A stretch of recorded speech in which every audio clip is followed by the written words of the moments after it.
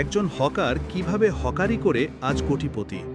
একটি ছেলে সে রাস্তায় দাঁড়িয়ে লজেন্স বিক্রি করত। ভ্যানে করে চিপস, কলা, চকলেট সকাল থেকে সন্ধ্যা। মানুষ তাকাতো করুণা নিয়ে, কিন্তু সে তাকিয়ে থাকতো ভবিষ্যতের দিকে। আজ সেই ছেলেটাই একটি বড় বিজনেসের মালিক, যার আয় কোটি টাকা। এই গল্প একজন হকার থেকে কোটিপতি হয়ে ওঠার। তার নাম ছিল রাজু। বয়স তখন মাত্র 17।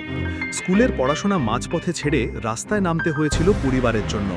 প্রথমে কলা বিক্রি করত ঢাকার গুলিস্তানে। রোদ বৃষ্টি কোনো দিনই বিশ্রাম নেই। সে শুধু বিক্রি করত না, লক্ষ্য করত মানুষ কি চায়, কোন জিনিস বেশি বিক্রি হয়। রাতে বাড়ি ফিরে ইউটিউবে বিজনেস ভিডিও দেখত। শেখার আগ্রহ ছিল অদম্য। একদিন ছোট একটা ভ্যান ভাড়া নিয়ে শুরু করলো নিজের নামে, রাজু স্ন্যাক্স কর্নার। 3 মাসেই লাভ হলো দ্বিগুণ।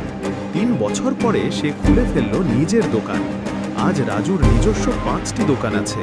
সে এখন 20 জন কর্মচারীকে চাকরি দিয়েছে। মাসে আয় করে লাখ লাখ টাকা। ফেসবুকে নিজের পেজে লাইভ করে অফার দেয়। হোম ডেলিভারি চালু করেছে। রাজু এখন শুধু ব্যবসায়ী না, একজন অনুপ্রেরণার প্রতীক। সে বলে, হকারি ছোট কাজ না, ঠিক মতো করলে এটাও ব্যবসার রাজপথে নিয়ে যেতে পারে।